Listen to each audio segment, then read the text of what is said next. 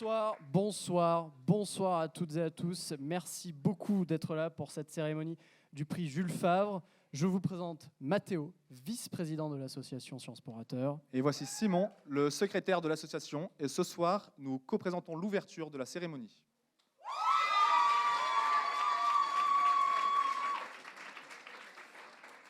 Tout d'abord, nous tenons, au nom de l'association, à vous remercier très chaleureusement d'être venus aussi nombreux pour cette soirée qui s'annonce d'ores et déjà mémorable grâce au préambule de Tempo. Pour Tempo, s'il vous plaît, je vous demande de faire un tonnerre d'applaudissements. Ouais. Pour Tempo. Fais attention, Simon, pour animer une soirée d'éloquence, il faut être calme. Oui, alors, permets-moi juste de te dire que ce soir, je ne suis pas le secrétaire de l'association. Tu n'es pas le vice-président. Nous sommes deux animateurs, soumis au jugement de la salle, le seul qui compte. Tu me permettras donc de t'appeler Mathéo, tout simplement. Mais tu as tout à fait raison, monsieur le secrétaire. Bon, bref.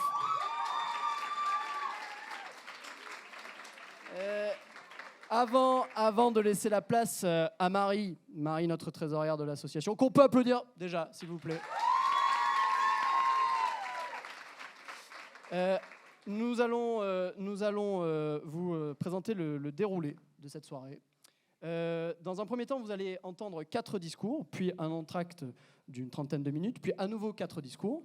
C'est durant cet entracte que ceux qui sont venus pour boire de la bière moins chère et meilleure qu'ailleurs vont pouvoir démontrer leur talent non pas d'orateur, mais de buveur. Voilà. Cette année, tous les sujets que les orateurs vont tout à traiter sont tirés de répliques de films. Alors, une fois que nous aurons entendu tous les discours, une délibération d'une trentaine de minutes à nouveau viendra déterminer le ou la gagnante. Et pendant ce temps, vous pourrez profiter d'une représentation de La Meute et d'un concert de Tempo sur scène. On remercie donc tous les membres de ces assos qui vont participer à cette soirée. Et on peut les applaudir bien fort, s'il vous plaît. Ouais.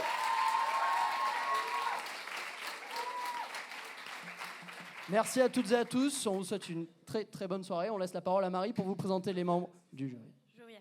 Bonsoir à toutes et à tous. Pour commencer, notre première jurée, c'est une jeune comédienne. À l'âge de 11 ans, elle fait ses premiers pas au théâtre et, polyglotte, interprète différents rôles en espagnol ou en anglais.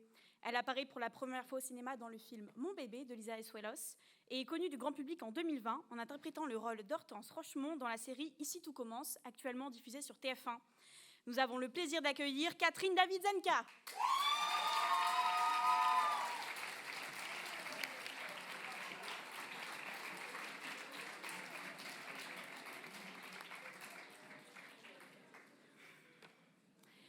Ex-secrétaire nationale des Jeunes Verts, puis secrétaire d'Europe Écologie Les Verts Lyon entre 2013 et 2014, elle est désormais maire du 7e arrondissement de Lyon. Comme nous, ou presque, elle est diplômée de Sciences Po Lyon, mais aussi présidente du Musée des Confluences et conseillère à la métropole de Lyon. Mesdames et messieurs, Fanny Dubot.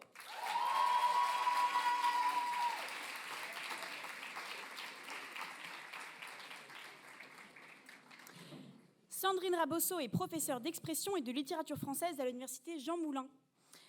Parallèlement à cette activité d'enseignement, elle poursuit ses travaux de recherche sur le personnage de la criminelle dans le roman, qui est aussi le sujet de sa thèse effectuée à la Sorbonne à Paris. Un tonnerre d'applaudissements pour Sandrine Rabosso, s'il vous plaît.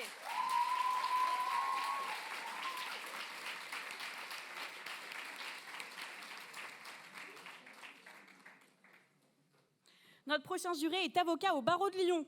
Enseignant, il partage son expertise sur les réseaux sociaux à travers un compte Instagram et une chaîne YouTube comptabilisant plus de 60 000 abonnés. Passionné d'éloquence, il est lauréat du concours Jeanne Chauvin, organisé par le Conseil national des barreaux en 2020. Nous accueillons Rémi Dandan.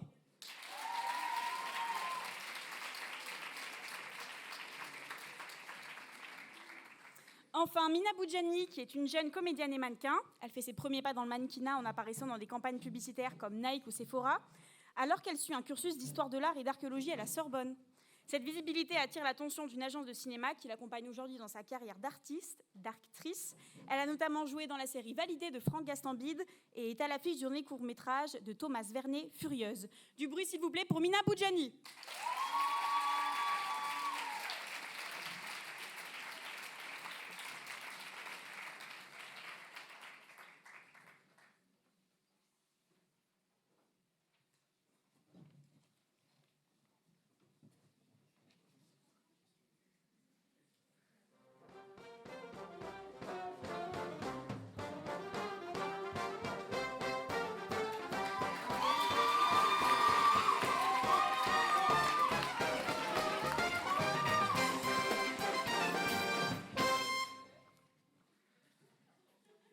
Cher jury, cher public, nous sommes enfin le 24 avril et je suis très heureux d'annoncer l'ouverture du prix Jules Favre.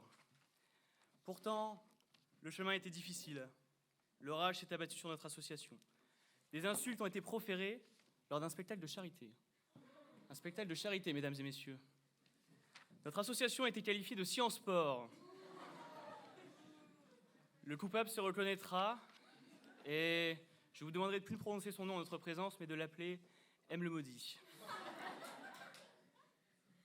Alors, la directrice m'a demandé de surélever le débat. Et ce, quoi qu'il en coûte, ou qu'il en coste, pour ceux qui parlent anglais.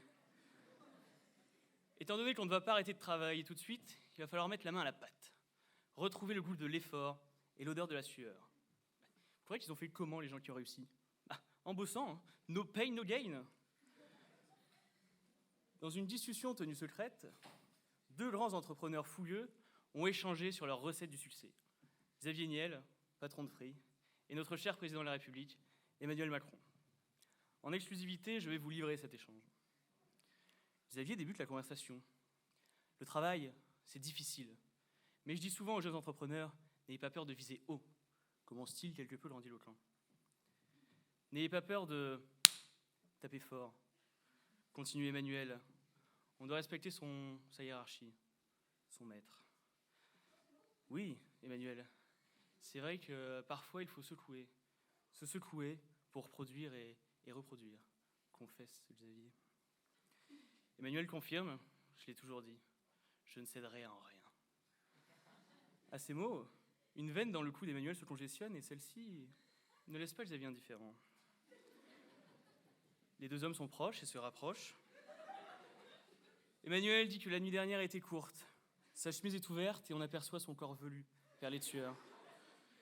Quand soudain, Xavier, pris d'un effroi charnel, dit « Serre-moi fort, Emmanuel, je veux sentir ton odeur de travailleur. » Bon.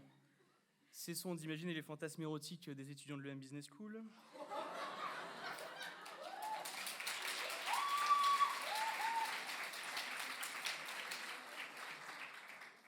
Il n'empêche qu'il doit quand même y avoir très probablement un fétichisme du patron chez le travailleur.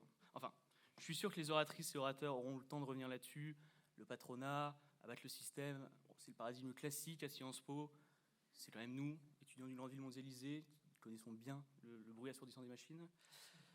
Et oui, comme dirait un personnage de Grandes Espérances, il n'y a pas de mal à être ambitieux, hein, même en venant de Sciences Po Lyon. Alors, en tant que spécialiste des enjeux politiques et sociaux, notre projet est simple et clair. Changer le monde. Car nous, Sciences Piste, nous sommes beaucoup plus raisonnés, plus raisonnables, car plus passionnés et plus humains. Nous, on ne veut pas viser plus haut comme Xavier, on veut viser plus juste. Alors, notre tâche est simple, il faut sauver le pays. Entre deux roulées, rallumons au briquet la flamme de la résistance. Finissons-en avec la bourgeoisie dont les postillons nous aspergent de mépris. Tuons nos parents et leurs enfants. Brûlons le vieux monde. Et pendant que nous marcherons vers la boîte de nuit, quelque peu éméchés par les litres d'alcool mélangés, un camarade commencera d'une voix profonde, l'Internationale.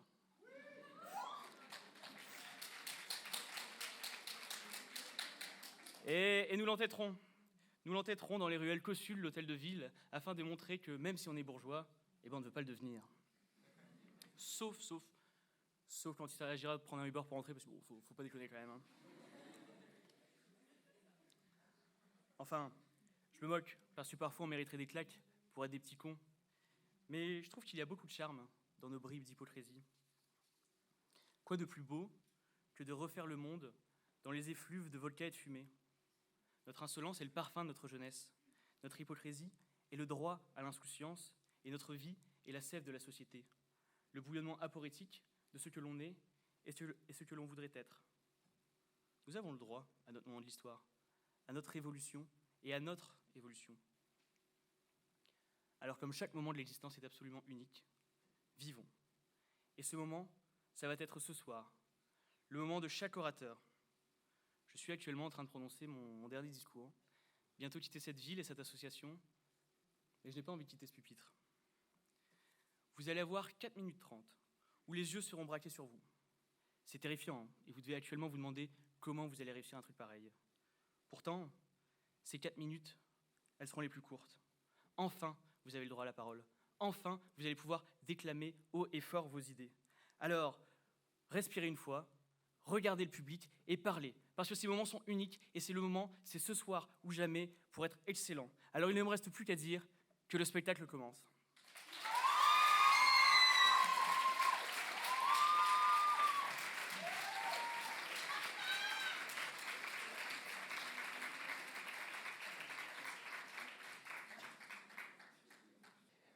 Il les a tués avec leur amour, c'est comme ça tous les jours dans le monde entier. La ligne verte, Alice Vidal.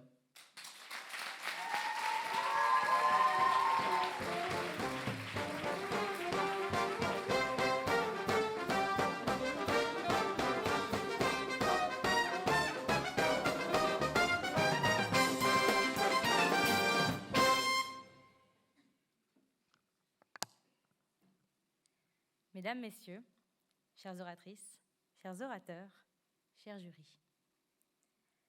Mon sujet est tiré d'un film culte, sensationnel. La ligne verte fait partie de ces œuvres qui m'ont donné des frissons, fait passer par toutes les émotions. Et cela non seulement grâce au casting exceptionnel, mais aussi grâce à la transmission d'un message éternel. Le personnage principal, John Caffey, a le rôle d'un homme, miracle de Dieu, guidé par la bonté. Son sourire et son amour le faisaient rayonner, tandis que la justice a souhaité l'exécuter. Homme noir, rejeté par la société, accusé d'un double crime qu'il n'a pas commis, c'est lui qui a tout pris. Douleur, souffrance, incompréhension, le voilà condamné à la prison. La mort comme seul moyen de rédemption. Ce que nous apprend cette citation, c'est que face à la mort, il n'y a pas d'exception. Dans la société, il n'y a parfois pas d'humanité. Il les a tués avec leur amour, et pourtant, sans pitié. Si John Caffey veut parler des 2 fillettes assassinées, moi, je veux vous interpeller. Mesdames, Messieurs, ne voyez-vous pas le problème? Comment peut-on tuer, blesser ceux qu'on aime? Les mots qui me viennent en tête sont paradoxes, absurdes, anomalies. Il y en a beaucoup, des Samuel Paty.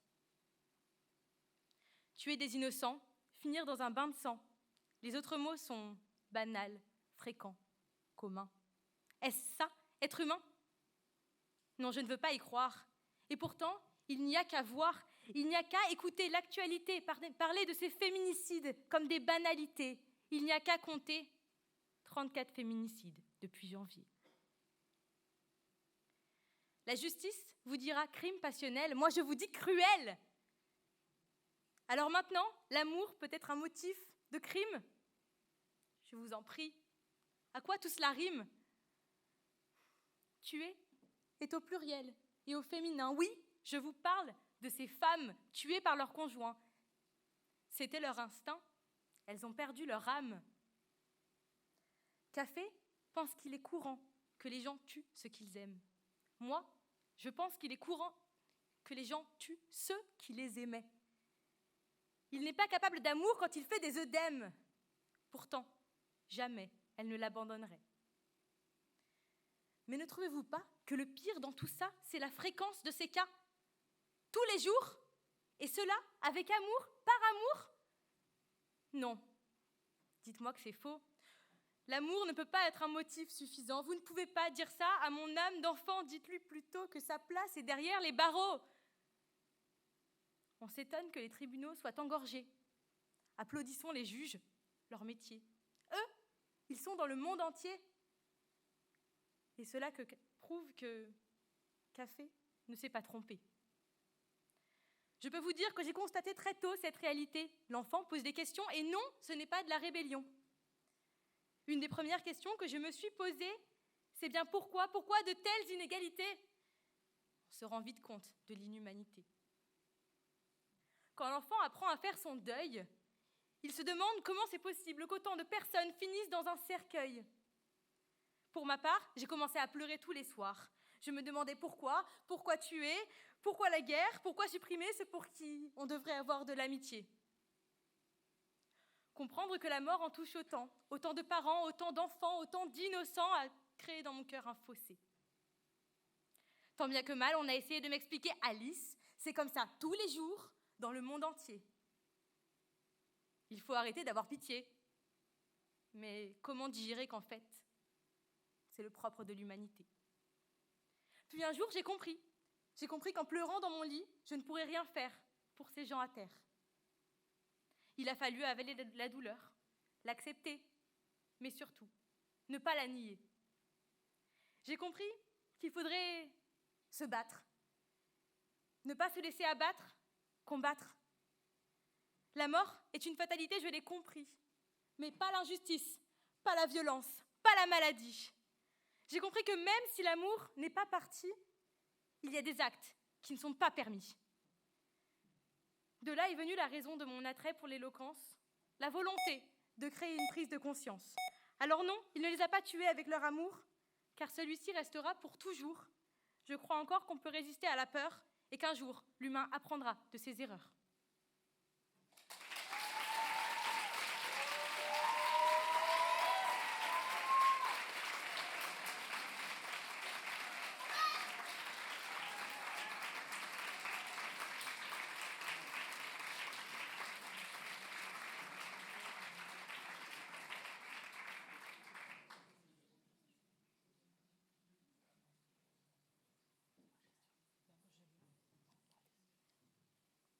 Y a-t-il des crimes légitimes? Non, aucun, madame. Ça, je peux vous assurer que non. Il n'y a aucun crime légitime, étant juriste, un petit peu, depuis 2 ans.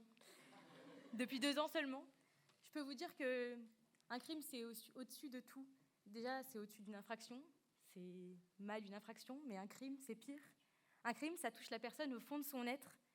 Un crime, ça touche la personne non seulement au fond de son être, ça peut la tuer, ça peut la blesser, mais ça tue aussi les gens qui sont autour, les familles. Et ça, pour moi, ça ne peut pas être légitime. Ça peut être pardonné pour certains, mais ça ne peut pas être légitime.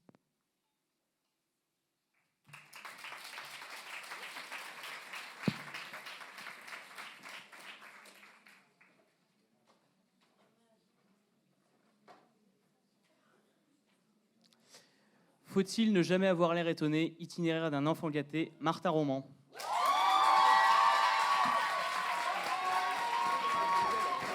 Attends, il y a le jingle, attends.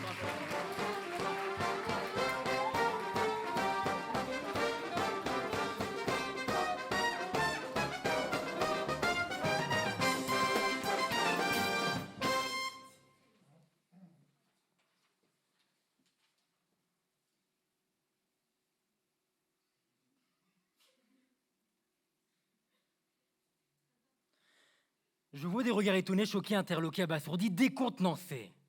Je vous imagine vous demandant, mais qu'est-il en train de nous proposer? Les nouveaux temps modernes 2023, Charlie Chaplin est-il revenu? Mais non!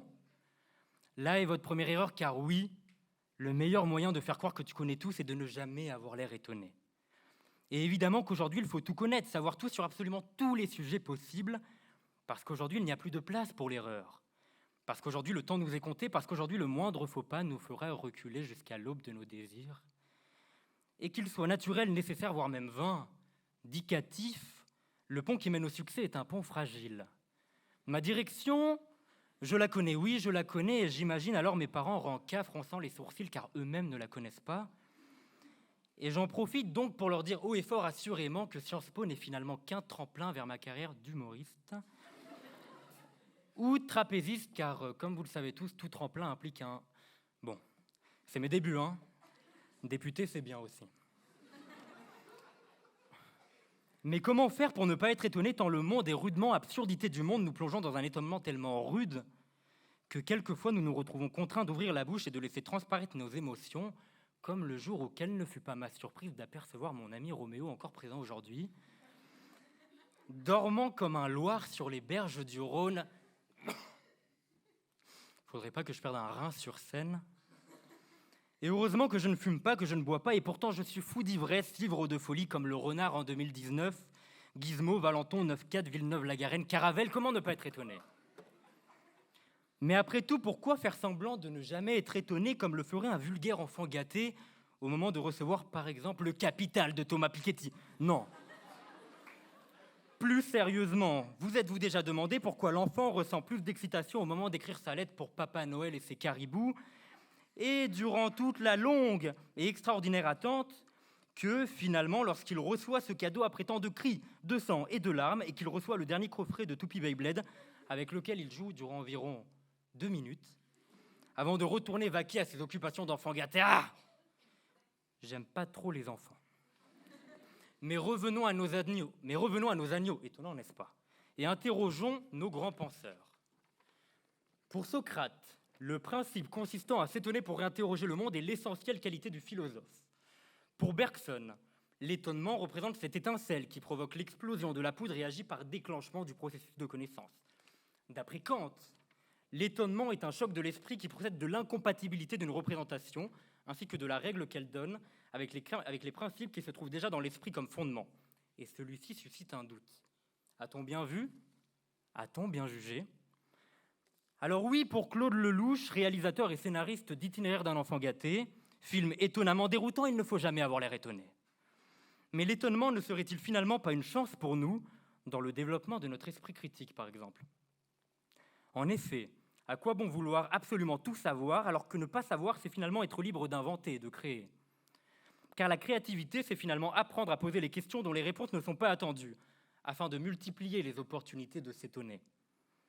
Je pense finalement que c'est en grandissant, en mûrissant, ce qui n'est toujours pas mon cas, je vous rassure, mais un ami m'a dit que lorsqu'on vit dans un monde et que finalement la créativité est une richesse dont l'étonnement en est la monnaie, les deux sont indissociables et doivent perdurer si nous ne voulons pas sombrer dans la normalité et nous laisser l'opportunité de bousculer cette société déjà étonnamment agencée.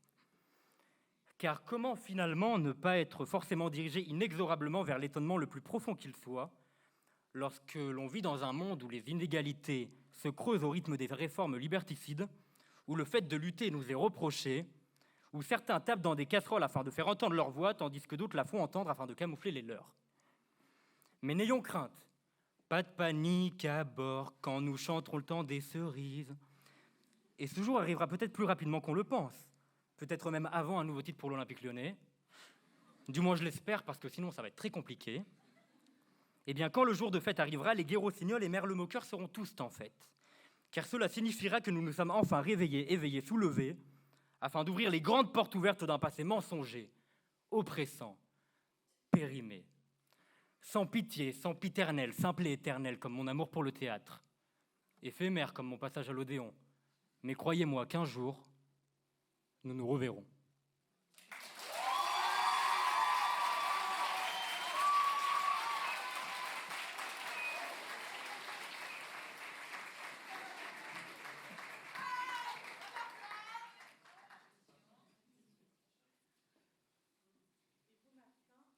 Quelle est la dernière chose qui vous a étonné? C'est le fait d'être descendu et d'avoir oublié qu'il fallait répondre à une question.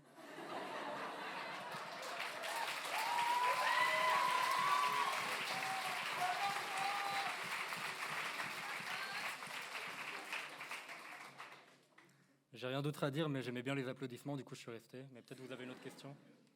C'est bon? Merci.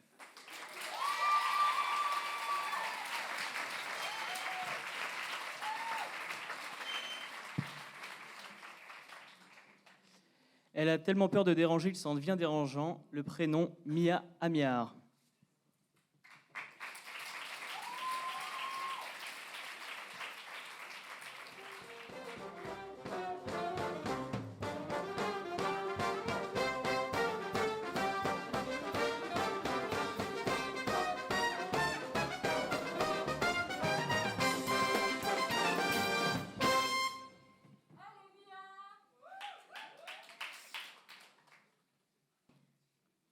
La peur.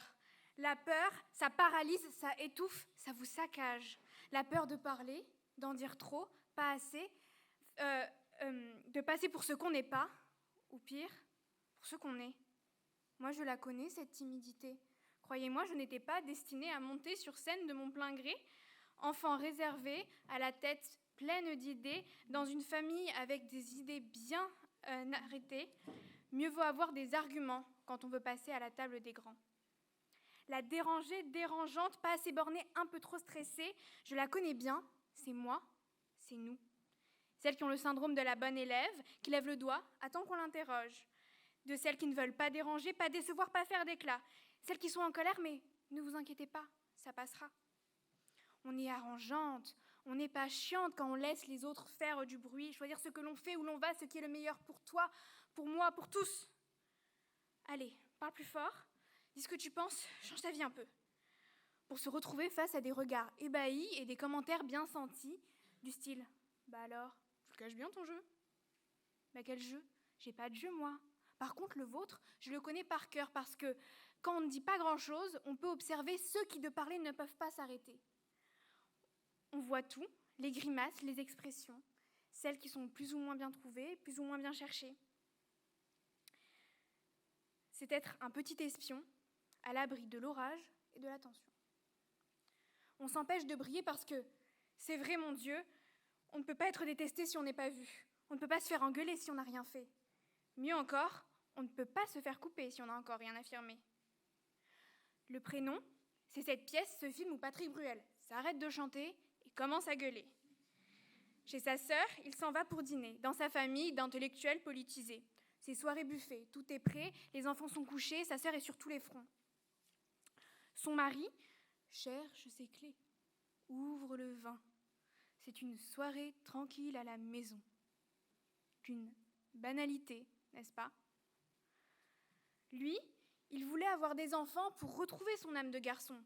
Mais la finir, sa thèse, l'avoir, sa carrière, pouvoir accueillir les invités et se moquer avec eux du stress de sa moitié pendant que les plats chauffent, les gosses crient, la maison vrille. L'épouse, elle, se donne. Elle gère. Elle est la mère, la sœur, la fille, l'amie, la femme. Femme, elle essaie de se sentir femme, sauf que femme, dans notre France d'un siècle qui prône l'égalité sans l'avoir atteinte, c'est être de celles qui veulent pouvoir tout avoir. L'amour, le travail, la famille. Mais c'est génial, car c'est aussi à elle qu'on a dit, si vous voulez tout avoir, il va falloir tout faire. Elle aussi est professeure et passionnée, mais au lycée, on ne peut pas être deux à finir sa thèse. Et puis, elle en avait le temps pendant son congé maternité. Mais qu'est-ce qu'on peut dire dans ces cas-là ? À qui on la demande, la reconnaissance ? Au mari, au monde, à la vie ? Juste un peu de répit. Et qui me demande pardon à moi ? Mais c'est pas méchant, tu sais, cuisiner, elle aime bien. Et puis, si c'est moi qui le fais et qu'elle aime pas, je me fais engueuler. Alors, tu comprends ? Oh la femme colère, femme hystérie aigrie, femme qui l'use sa voix aiguë. Or, elle est pieds et poings liés dans un système, un rôle choisi et forcé, moderne et archaïque, qui épanouit et qui étouffe. Est-ce qu'on peut vraiment tout avoir ? Notre destin est-il tout tracé ? Mais les temps évoluent. Celle qui avait peur de tout déranger est prise de l'envie de tout déranger et tout changer. Pour qu'on soit la dernière génération à dire que c'est à la prochaine de se battre, pour que nous, les petites filles des sorcières qui n'ont pas brûlé, ne soyons plus condamnées. Bon, Bruel, à nous fredonner de nous retrouver dans 10 ans, il y a plus de 10 ans déjà. Aurais-tu oublié de marquer à ton agenda la fin du patriarcat ? Sur la place des grands hommes, dans quelques années en sortant du métro, ce sont les statues de celles qui, pour nous, se sont battues que nous verrons.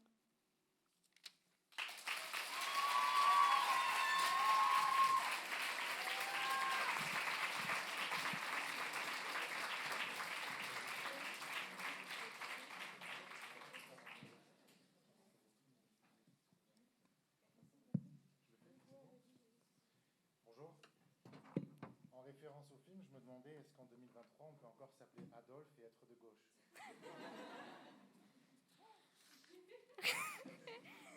Est-ce que c'en est dérangeant du coup ? C'est une question qu'on s'est posée en écrivant le discours. On me l'a posée quand je répétais. Eh bien, c'est un très joli prénom, c'est ça qui est dommage en fait. C'est que c'est assez poétique, ça vient de Benjamin Constant à la base. Dans le film, dans la pièce. Eh bien, on peut l'être, mais peut-être pas ses parents du coup qui l'ont choisi.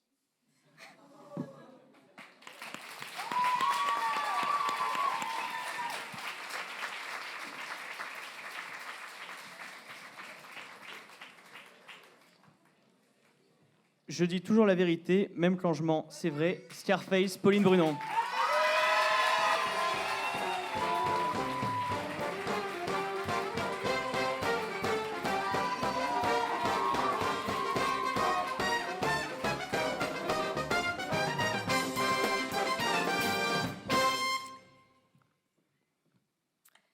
Bonsoir, bonsoir. Je dois vous dire, je crois que je n'ai jamais été aussi à l'aise que ce soir. Je ne pense pas d'ailleurs avoir déjà atteint un plus haut niveau de prestance, d'assurance ou de quintessence. C'est faux! Bénissez-moi mon père, parce que j'ai péché, j'ai menti.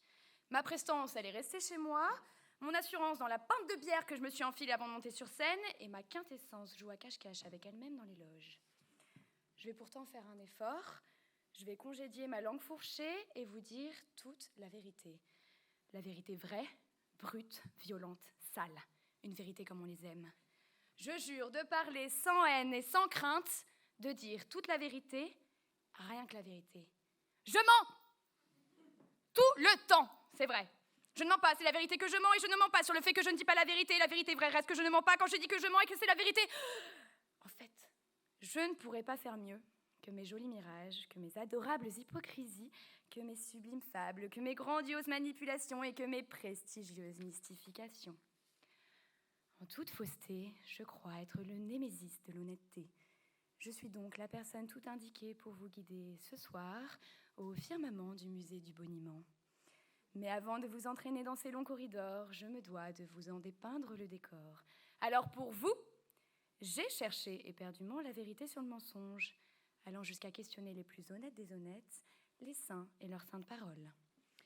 La Torah et le Talmud décrètent, la Bible et Saint-Pierre édictent, et le Coran et les hadiths prescrivent. Bref, des menaces en tout genre, au mensonge sa punition, à qui prononce la vérité à l'envers, direction les enfers. Suivez-moi, suivez-moi. Vous pourrez dorénavant observer sur votre droite les sincères, Mère Teresa, Martin Luther King ou encore Emmanuel Macron. Pardon ? Excusez-moi, on vient de me dire à l'oreillette que nous avions mis à jour notre collection dernièrement. Il est passé à gauche, du côté des hypocrites, comme tout bon politique. Ah, ces savants qui se donnent à eux le droit au mensonge au nom d'un bien commun en oublieraient presque la puissance créatrice du grand et méchant mensonge, celui de tordre la réalité à son effigie. Toute duplicité tord le palpable à l'image de son récit, et ce que l'on voit prend la forme de ce que l'on raconte. Les mensonges foisonnent tant qu'on en finit par dire la vérité devenant mensonge, le mensonge devenant vérité. On finit par croire à notre propre évidence, à la toile tissée de nos manigances. Ainsi, pourquoi toujours les opposer? Pourquoi ne pas les épouser? Que fait-on des familles recomposées, des demi-vérités, des semi-contre-vérités, des omissions méritées? Car, quand vient le mensonge, quand il est là tout près, coulant sur ma langue comme un bonbon à la menthe, je n'ai qu'une envie. Qu'il explose! Je peux pas m'en empêcher, c'est viscéral. Une dose de sérotonine comme un rail de cocaïne parce que rien de mieux qu'un petit bobard pour vous mettre dans le coltard. Rien qu'une petite explosion, rien qu'un petit nerf tiraillé là-haut, dans les tréfonds de mon cerveau, rien qu'un mensonge pour 20 secondes d'extase, comme un orgasme. Et puis plus rien. La vérité sonne ensuite, lourde et pesante après les couleurs de mes mensonges. Comme on dit à un enfant que oui, Mathias, il est super ton dessin. Alors qu'on pense que... Putain! Non, Mathias! Ton dessin, c'est de la merde. C'est mignon de m'avoir dessiné, mais bon, même Kandinsky aurait été plus proche de la réalité, quoi. On ne peut pas s'en empêcher. Faire le bien, cacher le mal, jouer perso, protéger les autres. Des dessins multiples pour un obstacle, une seule menace. La vérité. Qui a peur du mensonge quand se cache dans l'ombre la sincérité? En fait, je crois que je n'aime pas les vérités, même vraies, brutes, violentes ou sales. En fait, je n'aime pas les vérités, surtout vraies, brutes, violentes ou sales. Je me nourris de mensonges comme on se nourrit d'amour. Je ne vis que pour le beau, le faux. La vérité ne citant que les mauvaises pensées de ceux qu'on aime, que l'hypocrisie des plus grands, que l'horreur des hommes. Le mensonge, lui, rassure et susurre à l'oreille de qui veut l'entendre que le monde se porte bien, que les politiques nous veulent du bien et que nous sommes aimés par nos soutiens. Aux ignorants, la bénédiction de ne pas être au courant, aux crédules, la quiétude, alors qu'aux méfiants, les inconvénients. Oui, papa reviendra. Bien sûr que c'est simple d'être une femme en 2023. Votre avenir est tout tracé. Le pouvoir d'achat des Français reste inchangé. Les mensonges empiètent sur le territoire de l'honnêteté. La bataille n'est pas encore gagnée pour ceux qui prônent la sincérité. Et je ne vous mens pas sur ce coup-là, car je ne suis pas de ceux-là. C'est vrai.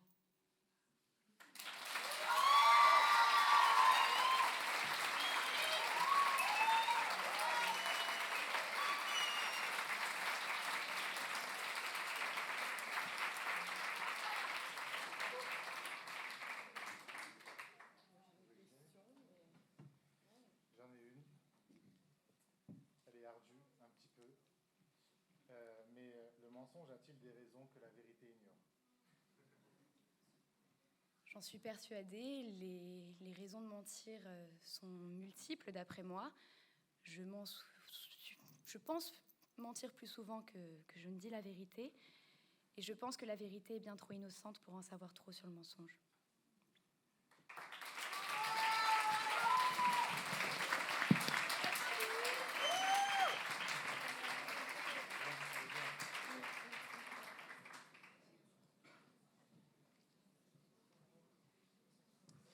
Bon, profitons d'une entracte pendant 20 minutes, une demi-heure.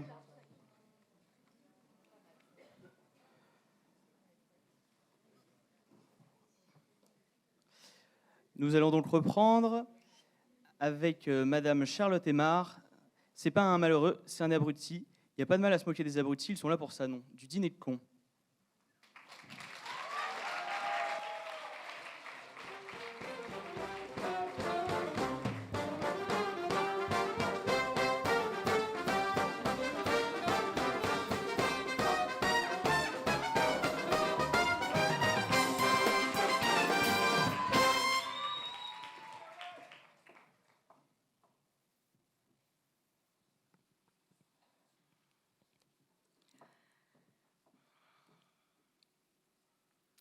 C'est un souvenir dont mes pensées ont essayé d'en faire table rase.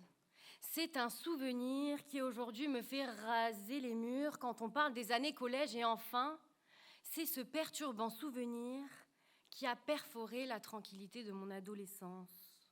J'avais 14 ans, je m'apprêtais à déguster les délicieux épinards à la crème de la cantine, alors que ma cantinière Sylvie ne cessait de rouspéter « Charlotte, pas autant d'émental que d'épinards » quand soudain, mon excitation gustative fut sèchement interrompue. Ils étaient de retour. Mais dis-moi, Charlotte, entre nous, t'es sûre ton nez en forme de toboggan, c'est pas fait exprès pour que l'on se moque de toi? Mais les gars, super idée, venez, on lui met la tête dans les épinards pour vérifier que ces taches de rousseur, ce n'est pas du Nesquik. Et en guise de conclusion, cette glorieuse phrase. Tu sais, Charlotte, t'as quand même une tête d'abruti et ton caractère, il énerve pas mal de gens. 6 ans après, c'est toujours ce que l'on me dit quand je sors d'AG à Sciences Po. Quand je m'étonne des regards pesants, m'étant pourtant opposée à la majorité des gens. Mais quand j'avais 14 ans, malheureux, je l'étais certainement, oui, abruti gratuitement aussi, oui, mais en évidence non. Et si le mensonge qu'il est possible de se moquer des abrutis, car ils sont là pour ça, est plausible pour vous, alors possible qu'il vous retombe dessus? Eh oui, pyromane, il ne faudra pas s'étonner du retour de flamme, car la vraie question est qui est l'abruti de qui? Si pour certains, les abrutis, ce sont ceux qui pensent faire avancer la situation avec des casseroles, eh bien dans ce cas, moi, je deviens Philippe Etchebest et gare à vous, le cauchemar ne sera pas qu'en cuisine. Si pour certains, les abrutis, ce sont toutes les féministes, eh bien pour moi, ce sont uniquement celles présentes au gouvernement et en plus, elles font la une de Playboy. Et cette solitude abruptement ressentie quand on est pris pour un abruti, elle arrache le cœur, elle crache son encre et incolore, inodore, mais tellement carnivore que notre esprit est rongé par la honte. Tiens, moi, jeudi dernier, soir de soirée étudiante, à défaut d'avoir lu alcool d'Apollinaire ce soir-là, je l'avais bien bu et j'étais givrée comme un sapin de Noël. Et dans ce bar, vendant alcool au goût de Javel, bien que passant toute la soirée pour une abrutie et ayant honteusement regardé mes stories Instagram le lendemain, Je dois toutefois reconnaître que dans ce bar à Javel, j'y ai passé la nuit des temps. Ah, ça fait du bien de lâcher prise. Bon, entre nous, vu ma chute monumentale, j'aurais peut-être dû mieux m'accrocher, mais bref.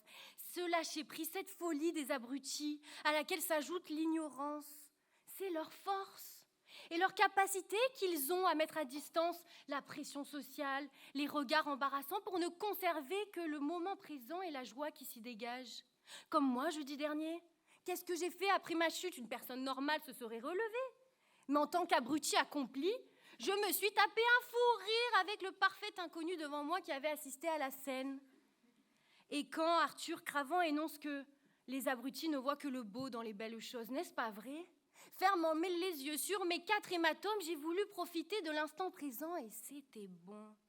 Et ceux qui vont me dire Charlotte, je sais pas comment tu fais, moi, c'est trop la honte pour moi. Pas de recette miracle, mais une devise, celle des 5 C. C'est con, mais c'est comme ça.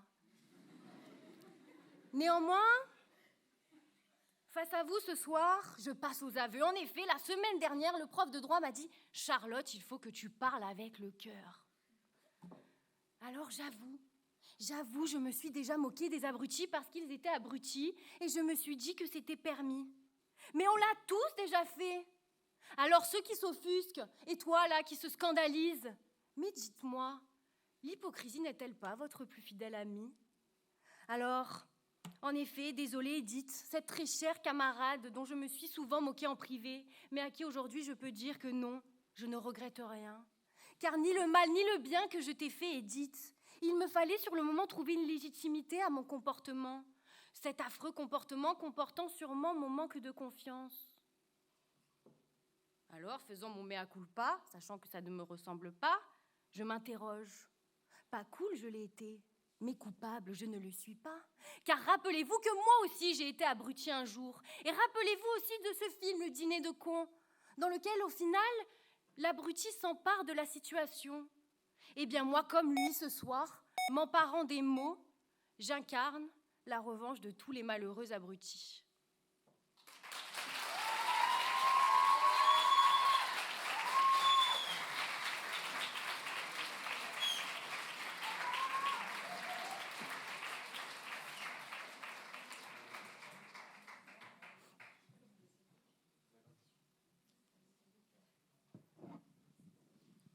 Bonjour. Bonjour.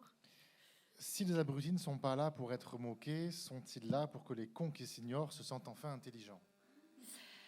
Je pense que oui, parce que là est la différence entre les cons et les abrutis. Je pense que les cons, ils ignorent qu'ils sont cons, parce que déjà, ils ne savent pas trop ce que c'est l'ignorance. Tandis que l'abruti, lui, pour moi, il a conscience qu'il est ignorant. Et c'est déjà, pour moi, une preuve d'intelligence par rapport au con qui, lui, ne sait pas qu'il est ignorant. Et du coup, je pense que le con, en effet, que l'abruti sert au con à se sentir con. Parce que lui, du coup, il ne sait pas qu'il est ignorant. Voilà, bref.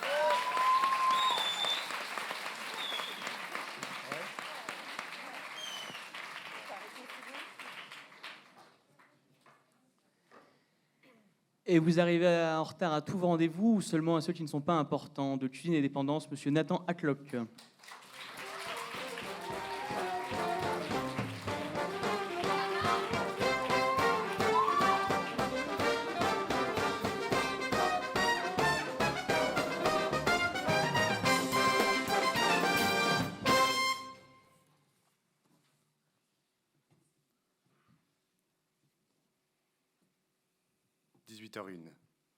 Dimanche 16 avril 2023, Marseille.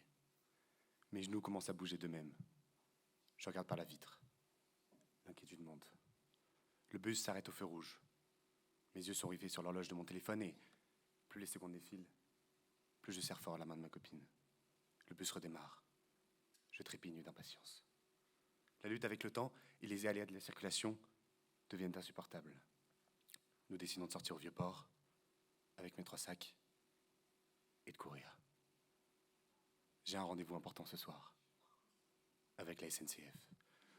Nous dévalons les mètres à une allure phénoménale. On se faufile entre les Marseillais. J'entends des « Oh, mon gâté !» mais pas le temps de me retourner. On court, on marche, on passe pour des fous essoufflés. Et puis, arrivé devant le dernier escalier, je prends ma valise dans mes bras, J'avale les marches 3 par 3. En haut, cramé, j'embrasse ma copine et je fonce vers le train, lâchant mes dernières forces. Au moment d'arriver sur le quai, je jette un œil au tableau de bord. Le train a 20 minutes de retard. Assis dans le train, je reprends mon souffle. J'enlève mon pull. Mon t-shirt est trempé. J'ai le seum. J'attends longtemps, en pensant à la folle course que je viens de réaliser. J'aurais pu marcher au lieu d'attendre. J'aurais pu avoir tort au lieu d'être à l'heure. De l'importance d'arriver en retard, d'arriver à l'heure au rendez-vous important, je vais donc témoigner ce soir, devant vous, dans ce rendez-vous important pour moi, qu'arriver en retard n'est pas une tare, un tort, une malpolitesse, mais une nécessité. Voyons, imaginez-vous un dîner, un date. Les deux filles sont tendrement amoureuses, mais ne parviennent pas à conclure. Mais elles le sentent, elles le flairent, elles le pressentent. C'est ce soir, c'est le moment, c'est l'instant. Pourtant, alors que l'une d'elles est déjà assise, l'autre n'arrive pas. Et voyez-vous, justement, c'est cet instant qui est unique. Celui où l'on souffre d'une bonne souffrance, de l'attente. Celui où, en méconnaissance de la réalité future, on s'amuse à dessiner tous les scénarios possibles. Celui où l'on se prépare l'une mentalement, l'autre physiquement. C'est ce désir immense de l'une qui se confronte violemment à la peur, l'angoisse, l'appréhension de l'autre. Et puis, il y a ce moment indescriptible, où l'attente se brise, où les deux protagonistes se retrouvent, débutent leur soirée. Là, le retard prend tout son sens. Chacune d'elles a pu vivre le moment, sans y être vraiment, s'y faire son imaginaire, avant d'être plongée brusquement dans la réalité. Oui, le retard embellit, le retard magnifie, le retard met des paillettes dans nos vies. Mais je le sais, cher public, cher jury, il va falloir que je parle, que je témoigne, que je me confronte au cas du rendez-vous professionnel. C'est là que vous m'attendez. Car il est, à première vue, inconcevable de se rendre en retard à une réunion programmée avec ses collègues, ou pire, à un entretien d'embauche. Ne serait-ce par respect ou par survie de son boulot. Le retard est souvent perçu comme un message de celui qui se croit maître, de celui qui pose, qui impose ses contraintes. Mais parfois, bien au-delà de ça, le retard est simplement l'arme du plus timide, qui trouve refuge dans le vide, dans l'imaginaire que crée le temps de son retard. Et parfois simplement, le retard vient du perfectionnisme, d'une volonté de bien se préparer. Vous vous demandez pourquoi je passe dans les derniers? Après tout, mieux vaut arriver en retard que jamais. Après tout, mieux vaut éclabousser l'entretien de votre classe que d'arriver à l'heure en toute médiocrité. Arriver en retard, Bakri, oui Bakri, ce n'est pas toujours le mépris. C'est parfois simplement le temps de donner lumière aux profondeurs de l'intimité, de se recroqueviller, de se perfectionner. Je vous vois dans la salle, vous, les retardataires de toujours, à qui on fait mine d'avancer le rendez-vous pour être sûr que vous soyez à l'heure. Désormais, ne vous culpabilisez plus de votre retard, de votre absence momentanée. Soyez-le, au contraire. Quant à votre train, rien ne sert de courir. De toute façon, il ne partira pas à point.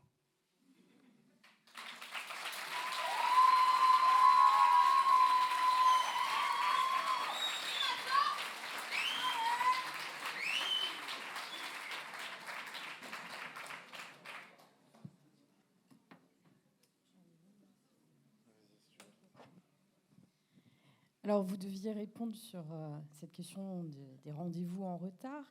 Si vous deviez discuter la citation de Paul Éluard, il n'y a pas de hasard, il n'y a que des rendez-vous, qu'est-ce que vous nous répondriez? Bon, je vais prendre le temps de répondre. Après tout, on a le droit d'être en retard. Non, si je devais répondre à il n'y a pas de retard, il n'y a que des rendez-vous. Il n'y a pas de c'est ça. Il n'y a pas de hasard. Pardon. Je suis dans le retard depuis la semaine dernière, donc. Mais non, il n'y a pas de hasard, il n'y a que des rendez-vous. Ouais, moi j'y crois. Non,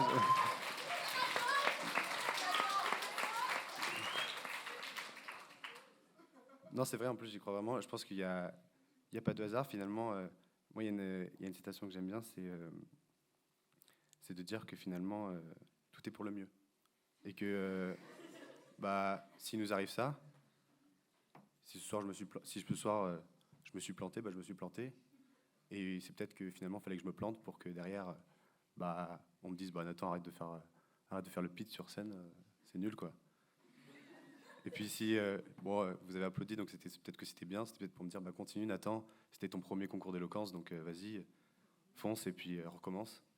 Donc il n'y a pas des hasards, parce que bon, je suis un peu inscrit sur un hasard, donc je me dis, il n'y a pas que des hasards, il y a que des rendez-vous. Le rendez-vous ce soir, c'était avec vous, et je vous remercie, quoi.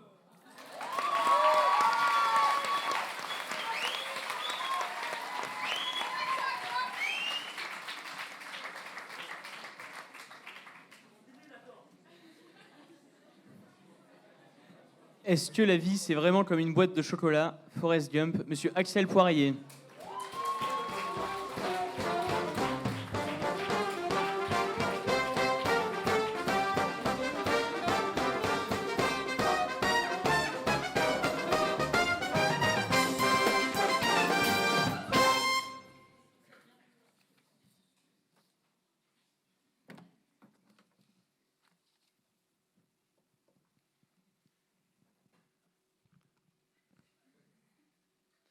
La vie, c'est comme une boîte de chocolat, on ne sait jamais sur quoi on va tomber. C'est ce que disait la mère de Forrest Gump à son fils pour le rassurer. Sauf que si la vie est une boîte de chocolat, apparemment, on n'obtient pas tous les mêmes à la naissance. Forrest a peut-être la chance de manger tous les jours les meilleurs chocolats d'Amérique, mais il suffit de voir le reste du film pour comprendre que les autres personnages, les gens normaux, eux, ne mangent pas de ce pain-là. Ce n'est pas du Lindt à quoi ils ont droit, c'est du poulain. Ce n'est même pas du chocolat qu'ils mangent, ce sont des bonbons de Berthier Crochu.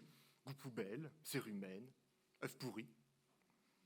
Mais alors, la question subsidiaire est qu'est-ce qui détermine la boîte que l'on reçoit à notre naissance? Les hindouistes diront que cela dépend de ta vie précédente. Les pinsons charlots diront que c'est le privilège des classes. Et les macronistes diront que qu'importe la boîte que tu reçois, si tu travailles assez, tu pourras en acheter une meilleure. Mais pour l'auteur de cette splendide citation, Madame la maman de Forrest Gump, la boîte, c'est ton destin. Par exemple, son destin à elle, c'était d'être la maman de Forrest Gump. Forrest, son destin, c'était d'avoir un film à son nom, peut-être. Le destin d'Amélie Poulain, c'était d'être fabuleux. Celui de Jean-Luc Mélenchon, d'être la République. Macron, de devenir vendeur de casseroles. Enfin, j'en passe et des meilleurs. Vous l'aurez compris, je me moque un peu du sujet et de ce destin.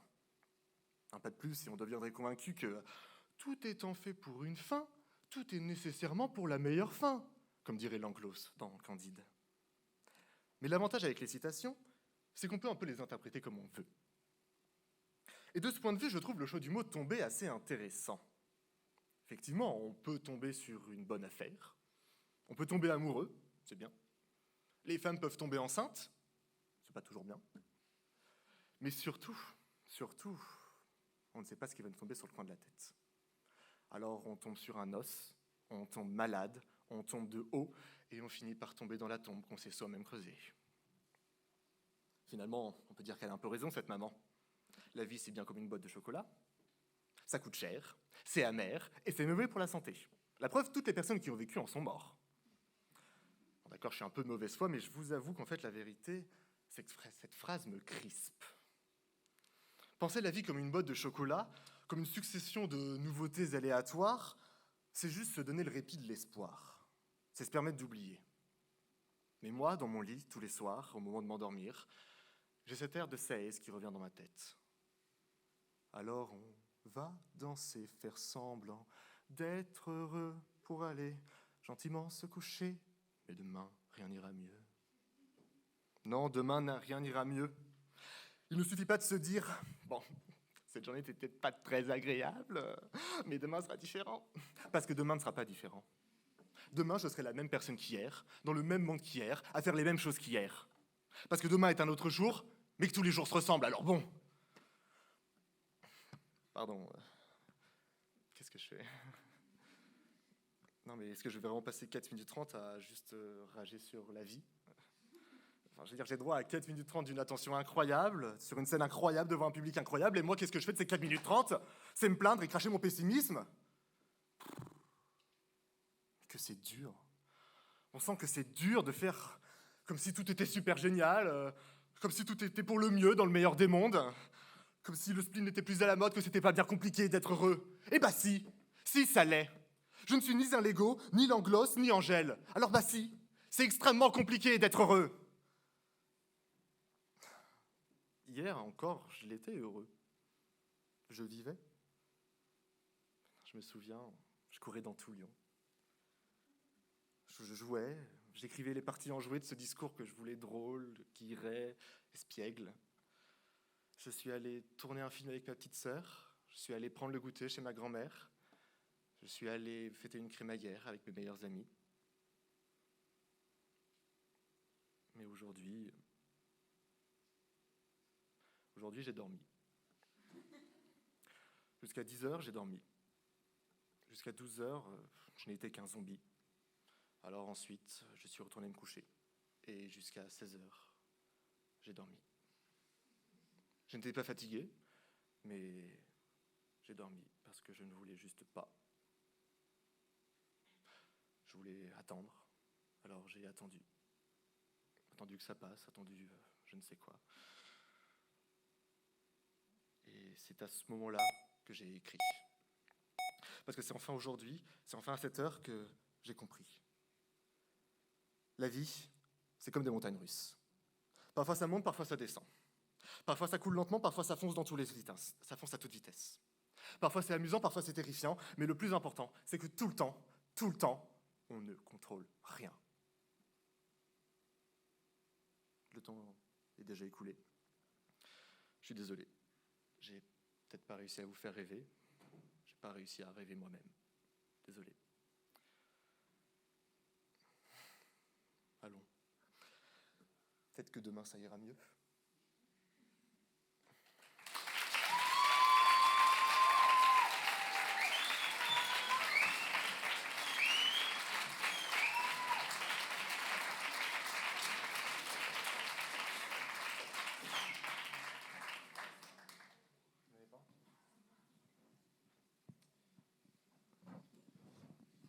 Je vais me risquer à une question, mais quand on vous écoute, c'est vrai qu'on sent que la vie est amère depuis la naissance. Quelle boîte de chocolat avez-vous tiré à la naissance? Plutôt des chocolats voisins ou Mon Chéri?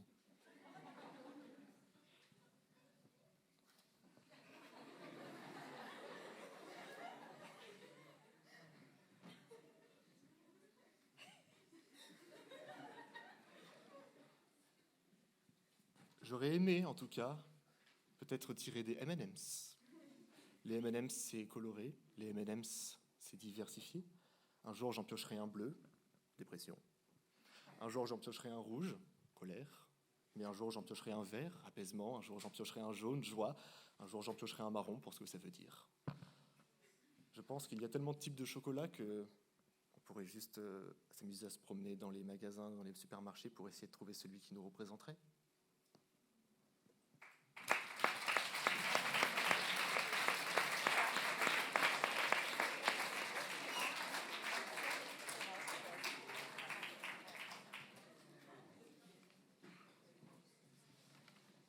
Les pauvres, c'est fait pour être très pauvres, et les riches, très riches. La folie des grandeurs, Madame Thiard Benedetti.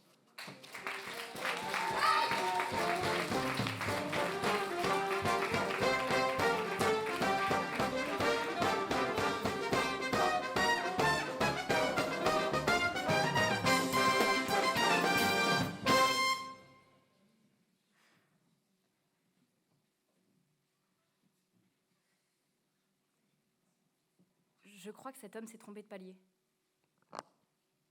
Je le vois confus, un peu tremblotant. Je connais bien mon voisin et son air délaissé, mais ce matin, il a un regard bien différent. C'est un homme du beau monde, comme on dit. Avec ma colocataire, on s'amuse de ses costumes.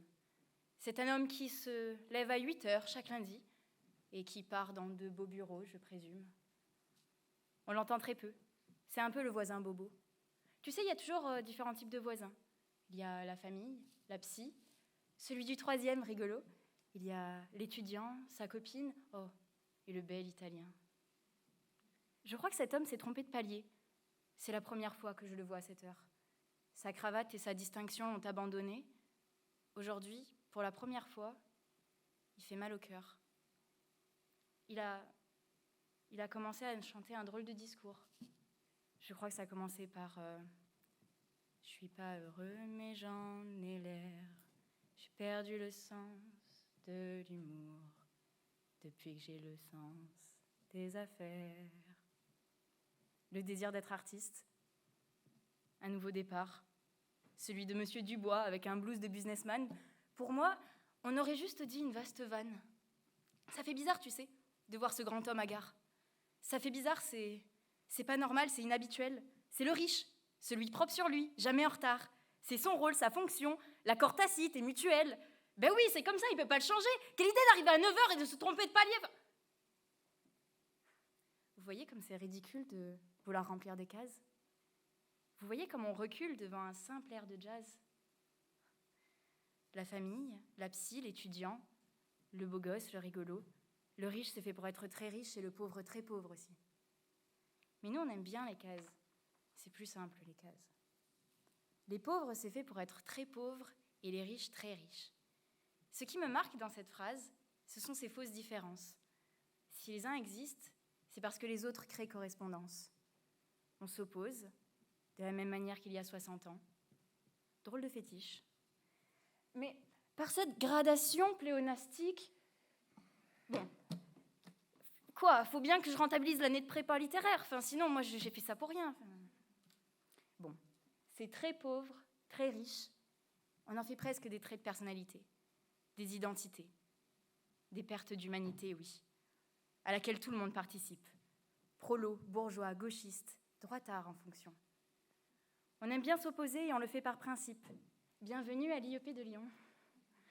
Parce que nous, on aime bien les cases. C'est plus simple, les cases.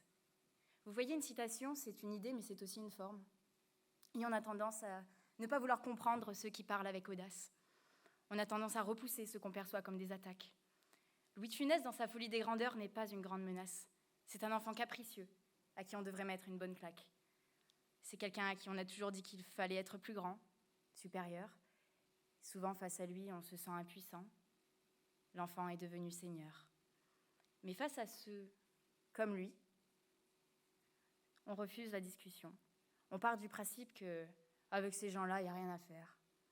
Et en un sens, on est lâche. On s'obstine à vouloir avoir raison. Ici, De Funès est un pauvre, en intelligence et manière. Débattre, c'est censé être le premier devoir que nous ayons. Je parle avec sarcasme, je sais. Vous allez me dire, ceux qui énoncent ces préceptes ne peuvent pas toujours être excusés. Même ignorants, il y a des idées que l'on accepte. Je suis d'accord. Sartre nous parle d'un salaud. Il y a des prétentions. Il y a ceux qui savent et qui, par mauvaise foi, ne font pas attention. Et à ceux-là, je dédie ce discours. Il y a nos idées, les mots qu'on pense, et il y a les mots qu'on dit et leurs conséquences. Et à ceux qui parlent sans peser, ceux qui parlent en roue libre, car on a la liberté de s'exprimer. À ceux qui du respect brisent l'équilibre, je dédie ce discours. J'arrête un instant mes rimes. Tes mots se préoccupent peu de ceux des autres de toute façon. Seul compte ta lutte, ton idée, ton combat. Dans ce combat, tes mots sont tes armes. Tu penses te défendre, mais au contraire, tu attaques. Tu réduis toute relation à une affirmation de soi. Tu forces à t'écouter. Tu crois en ton propos. Tu crois tellement que l'échange n'est plus que ta bienheureuse donation. Et nous devrions quémander l'aumône.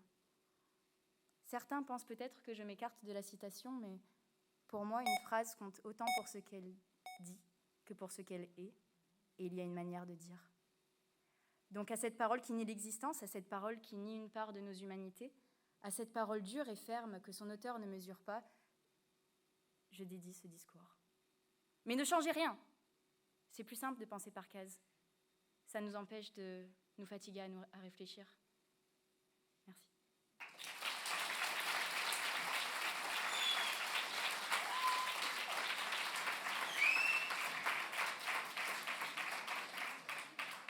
Si personne en a, j'en ai une.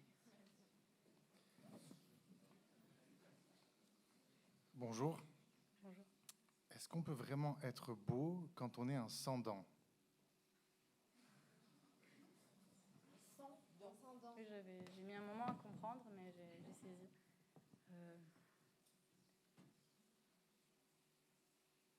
Et si on se prête uniquement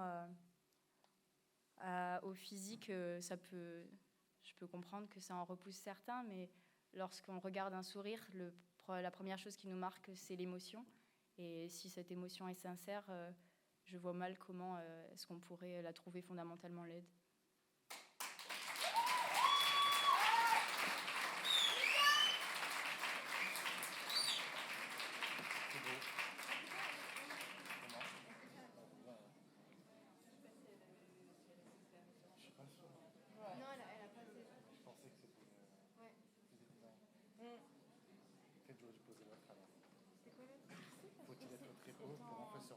Bien. Maintenant, le jury va délibérer. Vous allez avoir le droit à une danse de la meute et un concert de tempo. À tout à l'heure.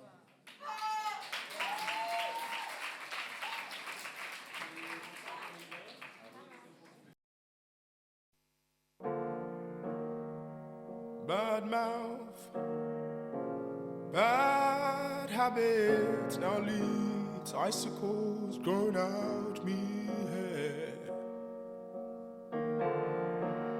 Our past, I guarantee, if you stay with me, your tomorrow will be endlessly free.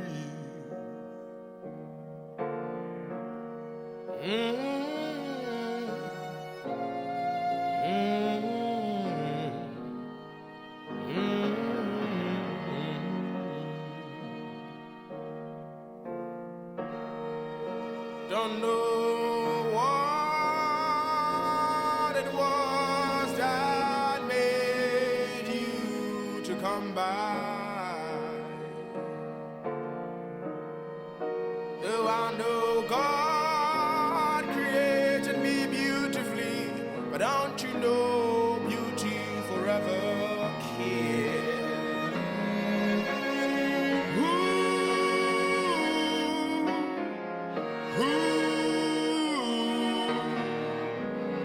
Is next in line to get hurt?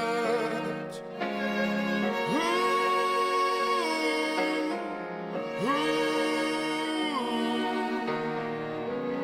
is next in line to get spared?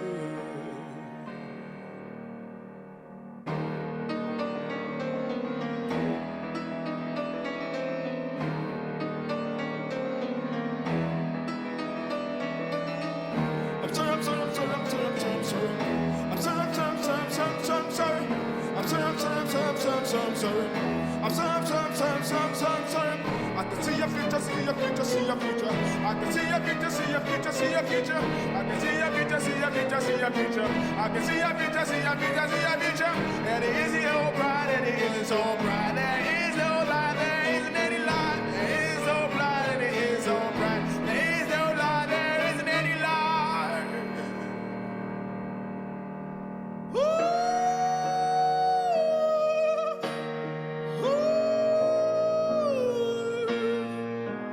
This makes it life to get hurt.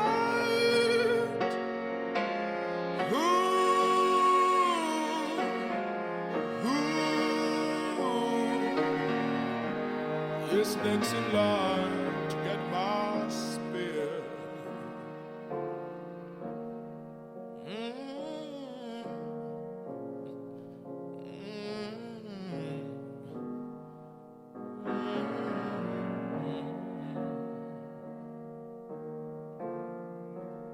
And so I wait for my next prey. I wait here.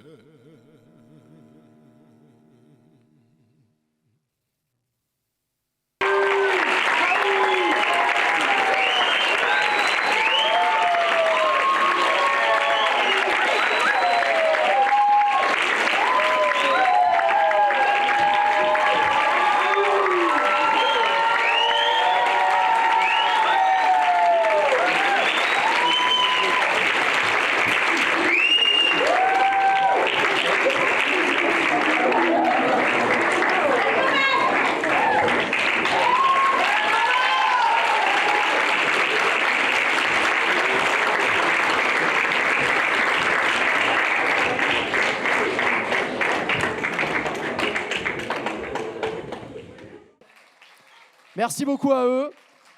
Dans quelques... Je les vois, ils sont au bout là-bas. Dans quelques instants, le jury va revenir sur scène pour annoncer le résultat des délibérations. Ça veut dire quoi? Ça veut dire annonce des gagnants.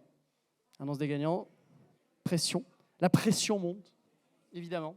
Je laisse la parole à Martin qui a beaucoup de choses à dire, visiblement. Bon, cher public, je pense qu'il y a consensus pour dire que les oratrices et orateurs m'ont rappelé à quel point j'ai pu être fier de présider une association pareille. Ils ont été époustouflants, magistrales, et ils méritent tous un grand bravo, s'il vous plaît.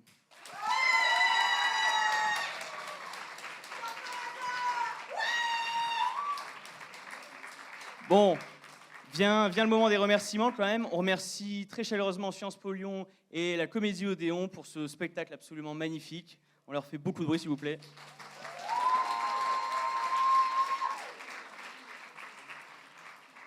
Vous avez été placés et accueillis grâce à des ouvreuses absolument sensationnelles, Madame Luna Boébion, Camille Leroy et Emma Bergot, s'il vous plaît.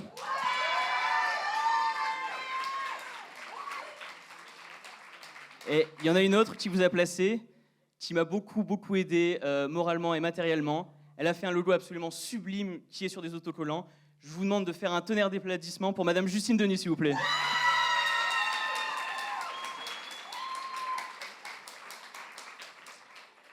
Ce spectacle ne serait rien sans la magnifique association que nous avons. Ils ont été là jusqu'au bout, ils ont tout donné. Je vous demande de faire beaucoup de bruit pour Madame Marie Giraud, Monsieur Simon Comellera et Monsieur Matteo Mottier, s'il vous plaît.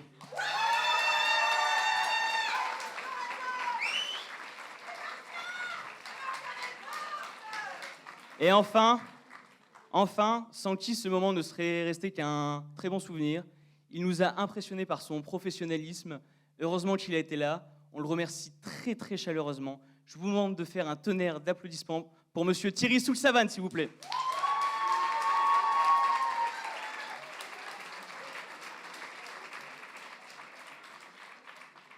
Bon, je pense que j'ai suffisamment fait durer le suspense. Maintenant vient l'heure d'annoncer les gagnants. Je vais laisser monter le jury et vous les annoncer.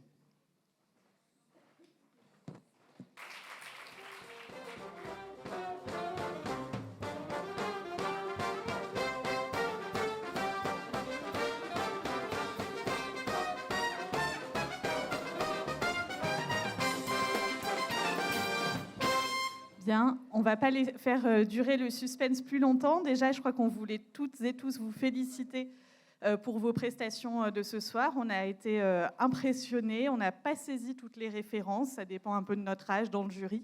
Mais merci à vous pour vos prestations. On a beaucoup débattu, que ce soit à l'entracte ou là, juste à la fin des prestations. Ça n'avait pas été facile, mais on nous a demandé de classer dans le top 3 d'entre vous.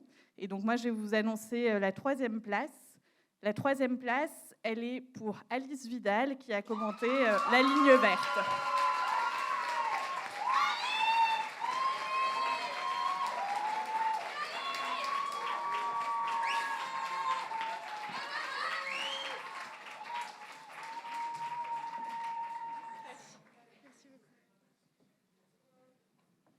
La 2e place est attribuée à Mia Amiar.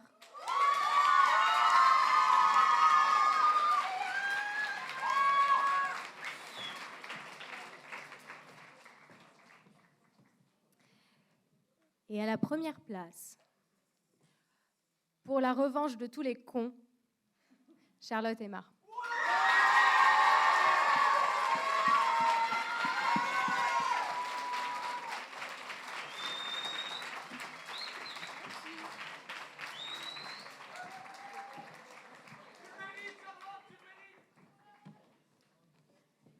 Voilà, bravo à vous. Merci sincèrement d'avoir été aussi nombreux ce soir.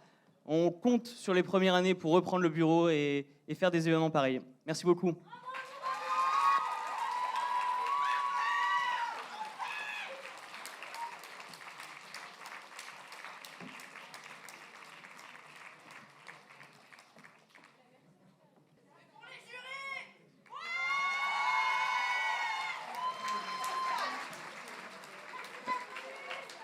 Pardon, s'il vous plaît, pour les jurys, faites beaucoup de bruit. Ils sont venus de partout, ils sont là. Un grand merci à eux.